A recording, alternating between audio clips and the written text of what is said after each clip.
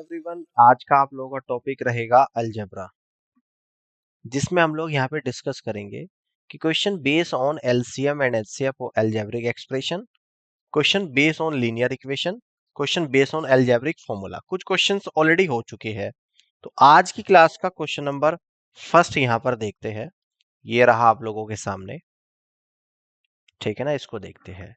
यदि समीकरण 4x plus 3y plus 5 equal to 0 और 6x माइनस के वाई माइनस 7 इक्वल टू 0 का कोई हल नहीं है, तो k का मान क्या है, यह आप लोगों को बताना है। यानी कि नो सॉल्यूशन का केस यहां पर बनेगा, ठीक है। तो नो सॉल्यूशन का केस बनेगा। इक्वेशन आपको दे रखी है 4x प्लस का 3y और प्लस का 5 इक्वल टू 0, और दूसरी इक्वेशन आपको दे रखी है 6x माइनस का के वाई माइनस का 7 इक्वल टू 0। के की वैल्यू निकालनी है।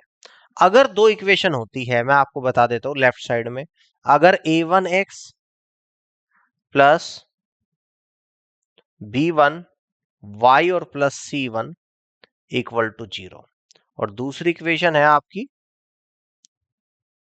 a2x प्लस b2y और प्लस c2 इक्वल टू 0, तो इस केस में अगर नो सॉल्यूशन की बात हो रहा है तो a1 अपॉन a2 क्लियर है, b1 अपॉन b2 और equal to not equal to c1 upon c2। ये वाला केस होता है आप लोगों का नो सॉल्यूशन का, ठीक है ना। तो इस इक्वेशन में जो क्वेश्चन में दे रखी कैसे बनेगा आपका 4/6 इक्वल टू प्लस का 3 डिवाइडेड बाई माइनस के नॉट इक्वल टू कितना आएगा प्लस 5 डिवाइडेड बाई माइनस का 7। अब अगर इन दोनों को साथ में लेकर चलूंगा और क्रॉस मल्टीप्लाई करूंगा, माइनस का 4k इक्वल टू 3 इंटू 6 आएगा, यानी कि k इक्वल टू आप लोगों का 18/4 आएगा, वो भी माइनस का 4 से 18 जाएगा 4.5 टाइम, यानी कि माइनस का 4.5 आएगा। तो यहां से k की जो वैल्यू निकल कर आपकी आएगी, ऑप्शन नंबर ए आएगा -4.5। This is the correct answer. Clear? इस तरीके से आप यहाँ पे सॉल्व कर सकते हैं। आगे बढ़ते हैं, अगले क्वेश्चन को समझते हैं। यहां पर क्या बोल रहा है, निम्नलिखित समीकरणों को हल करके x और y का मान ज्ञात करो। समीकरण है 9x plus 3y plus 12 equal to 0, और दूसरी समीकरण है 18x plus 6y plus 24 equal to 0, है ना। ये चार ऑप्शंस दे रखे कि x बराबर 4, y बराबर -16, x बराबर 2, y बराबर 10, x बराबर 1, y बराबर 7 अद्वितीय हल है। अद्वितीय हल नहीं है बल्कि अनंत हल है।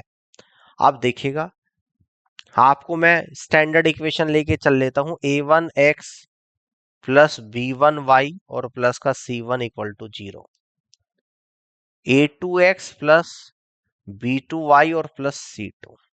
इन इक्वेशन से कंपैरिजन करेंगे तो यहां से आएगा a1 upon a2 equal to b1 upon b2, clear है, और equal to c1 upon c2। ये तो आप लोग आ जाएगा इनफाइनाइट सॉल्यूशन, ठीक है ना।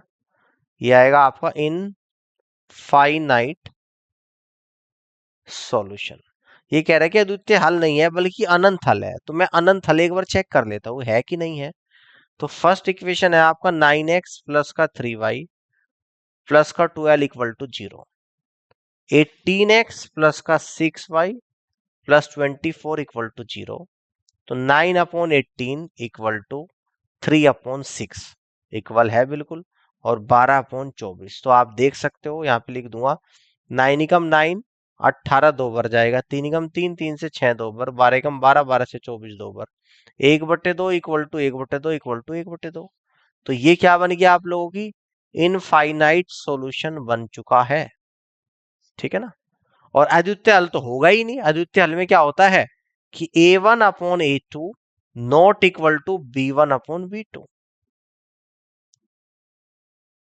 तो ये क्या होता है आप लोगों का, ये होता है यूनिक सॉल्यूशन, है ना। तो यहां तो इनफाइनाइट सॉल्यूशन बन रहा है, तो इस क्वेश्चन को डायरेक्ट आप कहोगे कि यहाँ पे कह दोगे सीधा कि डी ऑप्शन राइट आंसर होगा। अद्वितीय हल होगा नहीं, अनंत हल होगा, इनफाइनाइट सॉल्यूशन यहाँ पर होगा। ठीक है, बात क्लियर हो गई है, समझ में आ गई यहाँ तक की बात। अब आगे बढ़ते हैं, अगले क्वेश्चन को यहाँ पे समझते हैं, इसको देखिएगा ध्यान से। ठीक है ना, इसको ध्यान से देखिएगा कि P के किस मान के लिए निम्नलिखित समीकरणों का केवल एक ही हल होगा, है ना। One solution, 2x plus 3y equal to -5, 2x plus p y equal to 2। तो दो इक्वेशन दे दिया आप लोगों को, एक को दे दी 2x प्लस का 3y इक्वल टू माइनस का 5, एक दे दिया आप लोगों का 2x प्लस का पी वाई इक्वल टू 2 दे दी, है ना। समझ में आ गई है ना, यहां तक बात समझ में आ गई है। अब देखो यहां पर अगर मैं कहूं 2/2 इक्वल टू 3/p और इक्वल टू -5/2, तो देखो ये तो बराबर हो नहीं रहा यहाँ पे, और ये भी बराबर नहीं हो रहा। अब इन दोनों को लेकर चल रहा हूं यहाँ पे, तो कितना आएगा क्रॉस मल्टीप्लाई में, 2p इक्वल टू 2 इंटू 3, तो 2 से 2 जाएगा नॉट इक्वल टू, तो p नॉट इक्वल टू 3 आएगा। एक तो आ जाएगा आप लोगों का केवल एक ही हल होगा, तो केवल एक ही हल में यही लेकर चलेंगे, है ना। तो p नॉट इक्वल टू 3 आ जाएगा। 3p का एकमात्र हल है, p के कई हल है, p का 3 के अलावा अन्य हल है, 2p का एकमात्र हल है, p का 3 के अलावा अन्य हल है ना। p का क्या आएगा, 3 के अलावा अन्य हल बनेंगे, p के पास 3 को छोड़कर कोई भी हल बनेगा। बात समझ में आ गई, क्योंकि यूनिक सॉल्यूशन की बात यहाँ पे हो रही थी। और आपको पता है कि स्टैंडर्ड इक्वेशन में, मैं आपको बता देता हूँ, a1x पिछली क्वेश्चन में भी बताया था, b1y और c1 इक्वल टू 0 में a2x प्लस b2y और प्लस c2 इक्वल टू 0 में a1 upon a2 not equal to b1 upon b2 में क्या होता है, ये होता है आप लोगों का यूनिक सॉल्यूशन। ठीक है ना, बात समझ में आ गई, इस तरीके से कर सकते हैं। अब आगे की तरफ बढ़ते हैं, अगले सवाल को यहाँ पे देखते हैं, इसको समझिएगा। यदि समीकरण 14x plus 8y plus 5 equal to 0 का कोई हल नहीं है, नो सॉल्यूशन, और 21x माइनस के वाई माइनस 7 इक्वल टू 0 संभव है, तो k का मान। तो स्टैंडर्ड इक्वेशन में नो सॉल्यूशन की क्या इक्वेशन बनती है, अगर a1x प्लस b1y और प्लस c1 इक्वल टू 0, और next equation a2x plus b2y और प्लस c2 इक्वल टू 0, तो यहां पर a1 upon a2 equal to b1 upon b2 और not equal to c1 upon c2 होता है। और ये कब होता है, यानी कि जब नो सॉल्यूशन की बात होती है, जब नो सॉल्यूशन की बात होती है। तो यहां पर दो इक्वेशन है, 14x प्लस का 8y प्लस का 5 इक्वल टू 0, और ये आएगा आप लोगों का 21x माइनस का के वाई माइनस का 7 इक्वल टू 0। तो 14 अपॉन 21 इक्वल टू प्लस का 8 डिवाइडेड बाई माइनस के, और not equal to plus 5 divided by -7। के की वैल्यू निकालेंगे, पहले दो को बराबर कर दूंगा, क्रॉस मल्टीप्लाई, तो यहां पर आएगा माइनस के इंटू 14 इक्वल टू 21 इंटू 8, तो 7 दूनी 14, 7 दिए 21, और 2 से 8 आपका 4 बार चला जाएगा, तो माइनस के इक्वल टू 12 आ जाएगा, और के की वैल्यू आएगी माइनस का 12, है ना। क्योंकि कोई हल नहीं है, यानी कि नो सॉल्यूशन के लिए के की वैल्यू आपकी -12 निकल कर आएगी। यहां से कह देंगे कि डी ऑप्शन सवाल का करेक्ट आंसर बनेगा। ठीक है ना, बात समझ में आ गई, आगे बढ़ते हैं, नेक्स्ट क्वेश्चन को यहाँ पे समझते हैं, इसको देखिएगा। यदि 6x² प्लस 2kx प्लस के इक्वल टू 0 का कोई हल नहीं है, यानी कि नो सॉल्यूशन की बात हो रही है, तो k का मान बताइएगा, है ना। तो k का मान आप लोगों को यहाँ पे बताना है। तो 6x² है प्लस का 2kx है और प्लस का k इक्वल टू 0 है। तो यहाँ पर k की वैल्यू अगर फर्स्ट ऑप्शन में लो 0 से बड़ी 6 से छोटी, यानी कि k की वैल्यू 1 से 5 तक हो सकती है। सेकंड ऑप्शन अगर देखूं तो k की वैल्यू -6 से बड़ी है, तो -5 -4 ये कुछ भी हो सकती है। 6 से बड़ी यानी कि 5 तक कुछ भी हो सकती है, और 6 से, सॉरी, k की वैल्यू 6 से बड़ी होगी, 6 से बड़ी यानी कि 7 8 9, और लास्ट ऑप्शन में 6 से छोटी यानी कि 5 4 3 इस तरीके से। अगर मैं यहाँ पे k की वैल्यू को ये मान लेता हूँ कि 1 पुट करता हूँ, तो 6x² प्लस 2x और प्लस 1 इक्वल टू 0 इसके फैक्टर करने पड़ेंगे। तो 6 के फैक्टर यानी कितने आ जाएंगे 3। तो क्या इसके फैक्टर पॉसिबल है? नहीं है भाई।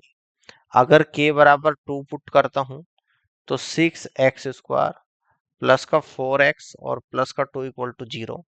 तो 12 के फैक्टर 6 4 10 यानी कि 6x² आएगा। 12 के फैक्टर प्लस का 6x माइनस का 2x प्लस 2 इक्वल टू 0। तो 6x कॉमन ले लूंगा तो x प्लस का 1 माइनस 2 कॉमन ले लूंगा। तो यहां पर क्या निकल कर आप लोगों का आ जाएगा? माइनस ही आएगा आप लोगों का यहाँ पे, ठीक है ना। 12 के फैक्टर 6 गुणा 2 प्लस 6 आना चाहिए। तो 6x कॉमन ले लिया, x प्लस 1 आपका यहाँ पे ले लिया, ठीक है ना। और यहाँ पे माइनस 2 कॉमन ले लूंगा तो x माइनस 1 इक्वल टू 0, ठीक है। यहाँ पर बात बन रही है, ध्यान से आप लोगों को समझना है। क्या यहाँ से बात बन रही है? तो कॉमन फैक्टर यहाँ पर भी आप लोगों के नहीं आ रही है। अगर k बराबर मैं यहाँ पे 3 ले लूं तो 6x² प्लस का 6x और प्लस का 3 इक्वल टू 0। 18 के फैक्टर नहीं बनेगी बात। अगर k बराबर में 4 पुट करूं, देखना, तो 6x² प्लस 8x और प्लस का 4 इक्वल टू 0। 24 के 6 और 2 आ जाएंगे। 6x² plus 6x plus 2x plus का 4 इक्वल टू 0। तो 6x कॉमन ले लूंगा यानी कि x प्लस 1, 2 कॉमन ले लूंगा यानी कि x प्लस 2। बात नहीं बनेगी यहाँ पे भी, ठीक है ना। यहाँ पर भी आप लोगों की बात नहीं बनेगी। अगर k बराबर में 5 ले लूं भाई यहाँ पे, ठीक है, क्लियर है, ध्यान से समझना। तो 6x² और प्लस का 10x और प्लस का 5 इक्वल टू 0। 30 के फैक्टर क्या आते हैं? 5 छंग 30 आता है, या 10 गुणा 3 आता है, 15 गुणा 2 आता है। तो 5 पे भी बात नहीं बनेगी। k बराबर 6 ले लूं अगर, तो 6x² और प्लस का 12x और प्लस का 6 इक्वल टू 0। तो 6x² 6x प्लस 6x और प्लस 6 इक्वल टू 0। तो 6x कॉमन ले लूंगा तो x प्लस 1, यहां से 6 कॉमन ले लूंगा तो x प्लस 1 इक्वल टू 0। तो कितना आ गया आप लोगों का? एक तो आ गया आपका x प्लस 1 और एक आ गया आपका 6x प्लस 6 इक्वल टू 0। तो x प्लस 1 k बराबर 6 पर बात बन रही है, ठीक है। k बराबर 6 पर आप लोगों की यहाँ पर बात बन रही है। अब कह रहा है कि 6x² plus 2kx plus k equal to 0 का कोई हल नहीं है, तो k का मान बताओ। यानी कि k की वैल्यू अगर आप 1 से 5 तक रखने पर कोई हल नहीं है। 1 से 5 तक रखने पर कोई हल नहीं है, तो k का मान बताओ। तो k की वैल्यू देखो, अगर फर्स्ट ऑप्शन में बात करूं, 0 से बड़ी 1 होगी, 6 से छोटी 5 होगी। तो 1 से 5 अगर मैं रख रहा हूं यहाँ पे तो कोई हल नहीं है। तो आप यहां से कह दोगे कि पहला ही ऑप्शन सवाल का राइट आंसर बनेगा, ठीक है। ये बात समझ में आ गई। हमने k की वैल्यू 1 से 5 तक रखी है, कोई भी फैक्टर उसके नहीं बन रहे हैं। k बराबर 6 पे फैक्टर बने। अब फर्स्ट ऑप्शन में यही बोल रहा है सवाल में कि कोई हल नहीं है, तो k का मान बताओ। तो 1 से 5 तक कोई हल नहीं है, जो कि पहले ऑप्शन में दे रखा कि 0 से बड़ा है k और 6 से छोटा है, यानी कि 1 से 5 तक की वैल्यू है जहां पर कोई हल नहीं है। तो इसलिए हम कह देंगे कि पहला ही ऑप्शन सवाल का राइट आंसर यहाँ पर बनेगा। इस तरीके से क्वेश्चन को आप सोल्व यहाँ पे कर सकते हैं। बात समझ में आ गई है। अब आगे की तरफ बढ़ते हैं और अगले सवाल को यहाँ पर समझते हैं। k का मान क्या है जिसके लिए समीकरण 16x minus 12y plus 9 equal to 0 और 12x प्लस के वाई माइनस 11 इक्वल टू 0 का कोई हल नहीं है। स्टैंडर्ड इक्वेशन दोबारा से लिख देता हूं, a1x plus b1y plus c1 equal to 0, a2x plus b2y plus c2 equal to 0। तो अगर कोई हल नहीं है तो a1 upon a2 equal to b1 upon b2 और नॉट इक्वल टू C1/C2। ठीक है ना?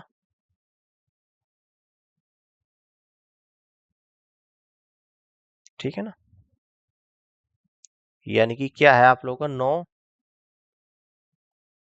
सॉल्यूशन, जिसको कहेंगे कोई हल नहीं है।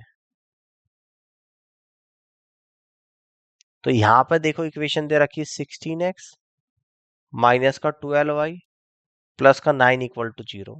अगली इक्वेशन है 12x प्लस का ky माइनस 11 इक्वल टू 0। तो 16/12 equal to minus 12 upon plus का के not equal to plus 9 upon minus का 11। इनकी वैल्यू निकालेंगे, यानी कि 16 इंटू के इक्वल टू माइनस 12 इंटू 12। तो 4×4 = 16, 4×3 = 12 और 4 से 12 3 बार आएगा।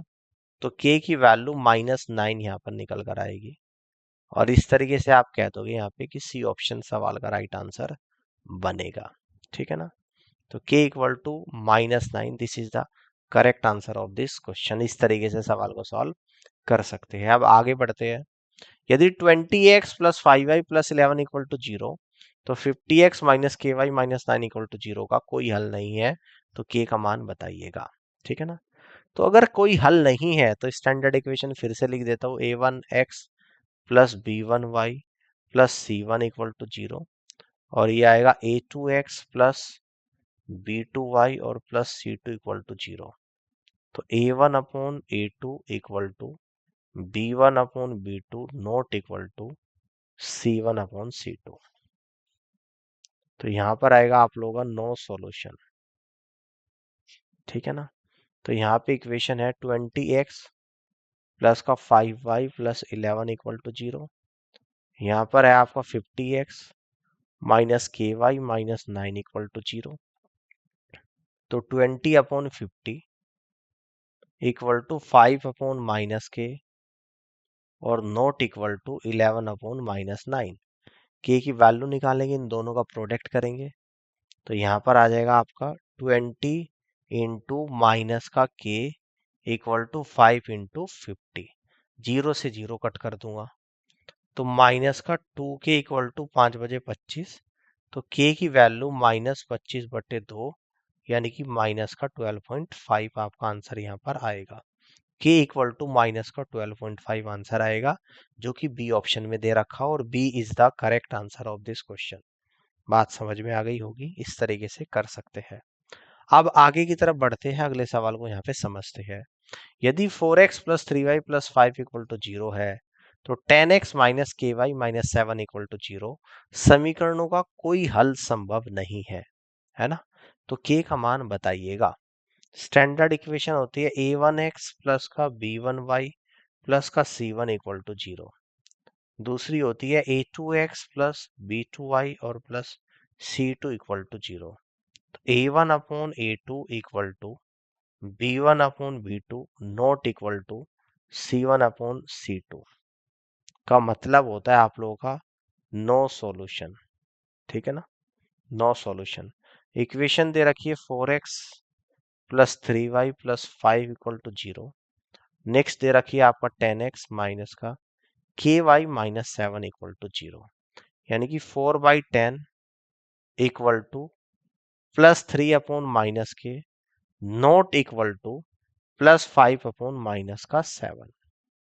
ठीक है ना? k की वैल्यू निकालनी, दोनों की मल्टीप्लाई, माइनस का 4k इक्वल टू 3 इंटू 10। तो k इक्वल टू -3 × 10/4। 2 बार कटेगा, ये 5 बार कटेगा, यानी कि 15/2, जो कि आएगा माइनस का 7.5। तो k की वैल्यू यहाँ पर इस तरीके से निकल कर जो आई है, माइनस का 7.5 आई है। और यहाँ से आप कह दोगे कि डी ऑप्शन सवाल का राइट आंसर बनेगा। क्लियर? अब आगे बढ़ते हैं, अगले सवाल को यहाँ पे समझते हैं। देखिएगा, 3x² प्लस kx प्लस के इक्वल टू 0 का कोई हल नहीं है, तो k का मान संतुष्ट करेगा, है ना? तो देखिएगा, इक्वेशन आपको दे दी कि 3x² प्लस का kx और प्लस के इक्वल टू 0, कोई हल नहीं है तो k का मान संतुष्ट करेगा, ये आपको बताना है। देखो यहाँ पर क्या क्या दे रखा है। एक तो दे रखा कि k की वैल्यू 12 से बड़ी होगी भाई, यानी कि 13 से ही रखनी शुरू करना। एक k की वैल्यू 12 से छोटी होगी, यानी कि 12 से छोटी कुछ भी हो सकती है।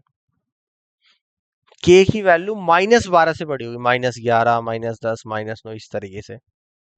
और d है कि 0 से बड़ी और 12 से छोटी, यानी कि 1 से 11 तक। एक तो रख रहा हूं मैं k की वैल्यू 1, तो यहां पर आएगा 3x² प्लस का x और प्लस का 1 इक्वल टू 0। इसके फैक्टर हो गए? नहीं हो गए। अब एक k की वैल्यू रख रहा हूं मैं 11, तो 3x² प्लस का 11x प्लस का 11 इक्वल टू 0। 11 3 33, 33 के फैक्टर कितने आ जाएंगे, यानी कि 11 और 3, है ना। तो यहां पर भी बात नहीं बन रही है।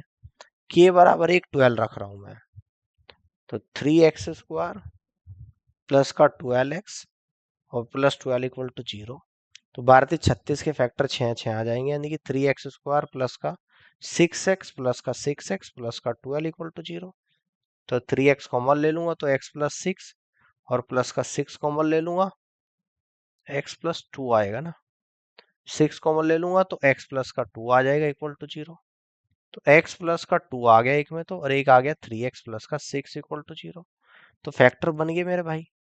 कब बने? ये बने आप लोगों की 12 पे, यानी कि k बराबर 12 पर बने। और पूछ रहा है कि इस इक्वेशन का कोई हल नहीं है, 1 से 11 तक कोई हल नहीं है। तो कोई हल नहीं है तो डी ऑप्शन राइट आंसर बनेगा, यानी कि k की वैल्यू 0 से बड़ी 12 से छोटी पर कोई हल नहीं है। और आपको यही बताना है कि k का किस वैल्यू पे कोई हल नहीं है। तो equation D, sorry option D is the right answer of this question. यहाँ पर इस इक्वेशन का कोई हल नहीं है, नो सॉल्यूशन है। समझ आ गई बात? आगे बढ़ते हैं, अगले क्वेश्चन को यहाँ पे समझते हैं। यदि समीकरण 6x minus 5y plus 11 equal to 0 और 5x plus ky minus 9 equal to 0 का कोई हल नहीं है, तो k का मान। तो स्टैंडर्ड इक्वेशन होती है a1x प्लस b1y और plus c1 equal to 0, a2x b2y और c2 इक्वल टू 0, है ना। कोई हल नहीं है, यानी कि a1 upon a2 equal to b1 upon b2 not equal to c1 upon c2। ठीक है ना। तो यहां पर बात हो रही है यानी कि नो सॉल्यूशन की, नो सॉल्यूशन की बात हो रही है। तो इक्वेशन दे रखी 6x minus 5y plus 11 equal to 0। अगली दे रखी 15x प्लस ky माइनस का 9 इक्वल टू 0। तो यानी कि 6 अपॉन 15 आ जाएगा इक्वल टू -5 अपॉन प्लस का k not equal to plus 11 upon minus का 9। k की वैल्यू निकालेंगे इन दोनों की गुणा, तो 6 इंटू के इक्वल टू -5 इंटू 15। तो k बराबर -5 इंटू 15 डिवाइडेड बाई 6। 3 से 2 बार, 3 से 5 बार, तो माइनस का 25/2, तो इक्वल टू यहाँ पर आएगा माइनस का 12.5। तो k की वैल्यू जो निकल कर आएगी माइनस का 12.5 आएगी, यानी कि सी ऑप्शन सवाल का करेक्ट आंसर यहाँ पर बनेगा। इस तरीके से सवाल को सॉल्व कर सकते हैं। ठीक है, ऑल क्लियर है। अब आगे बढ़ते हैं, अगले सवाल को समझते हैं। नेक्स्ट क्वेश्चन को देखिएगा कि k² प्लस के एक्स प्लस के इक्वल टू 0 का कोई हल नहीं है, तो k का मान संतुष्ट करेगा। बिल्कुल ऐसे दो क्वेश्चन ऑलरेडी कर चुके हैं, इसको भी कर लेते हैं। तो x² प्लस का के एक्स प्लस के इक्वल टू 0, चार ऑप्शंस भी आपको दे रखे हैं। तो मैं एक तो k का मान रख लेता हूं यहाँ पर 1, तो x² प्लस का x और प्लस 1 इक्वल टू 0, इसके फैक्टर हो रहे हैं तो नहीं हो गए। अब एक k का मान रख देता हूं मैं 3, तो x² प्लस का 3x और प्लस का 3 इक्वल टू 0, फैक्टर हो गए यहाँ पे? नहीं हो गए। एक k का मान रख देता हूं मैं यहाँ पे 4, तो x² प्लस का 4x और प्लस 4 इक्वल टू 0, तो यहाँ पे फैक्टर हो जाएगा x² plus 2x plus 2x plus 4 equal to 0। तो x कॉमन ले लेंगे यहाँ पे, तो x प्लस 2 आ जाएगा, और प्लस का 2 कॉमन ले लेंगे तो x प्लस का 2 आ जाएगा। तो x प्लस 2 आ गया एक तो कॉमन, और दूसरा भी आपका x प्लस 2 आ गया इक्वल टू। बात समझ में आ गई। तो k बराबर 4 पर हमारी बात बनेगी, जबकि k बराबर 1 पे नहीं बनी, 3 पे नहीं बनी, 2 पे भी नहीं बनेगी। तो इस इक्वेशन के कौन सा ऐसा है k की वैल्यू जहां पर कोई हल नहीं है? तो ऑप्शन बी में वैल्यू 1 से 3 तक रखनी, यहाँ पर कोई हल नहीं है, यानी कि बी ऑप्शन सवाल का आंसर यहाँ पर बनेगा। नेक्स्ट क्वेश्चन को यहाँ पे समझते हैं। रेखिक समीकरणों के युग्मों 3x plus y equal to 1 और px plus 2y equal to 5 का कोई परिमित हल नहीं है, यानी कि नो सॉल्यूशन की बात हो रही है। स्टैंडर्ड इक्वेशन होती है आपकी a1x plus b1y plus c1 equal to 0, a2x plus b2y और प्लस c2 इक्वल टू 0। तो a1 upon a2 equal to b1 upon b2 not equal to c1 upon c2। ये होता है आप लोगों का नो सॉल्यूशन। तो यहां पर इक्वेशन दे रखी है आपको 3x plus y equal to 1 और दूसरी दे रखी है आपको px plus 2y equal to 5।